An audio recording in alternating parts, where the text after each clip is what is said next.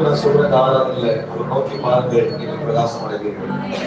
எப்பொழுதும் அவரை நோக்கி பார்த்துக் கொண்டிருங்கள். எப்பொழுதும் அவரை நோக்கி பாருங்கள். அவரை நோக்கி பார்க்க மறவாதீர்கள். அவர்தான் உங்கள் ஆண்டவர், அவர்தான் உங்கள் தெய்வம், அவர்தான் உங்கள் பிரச்சனைகளாம் தீர்க்க போறவர். நீங்க எங்க போனாலும் உங்க பிரச்சனைலாம் தீராது. எங்க போனாலும் நீங்க விடுதலை அடைய முடியாது. அது மாசுகளான ஒரு இடம் தேவ சமூகம் மட்டும்தான்.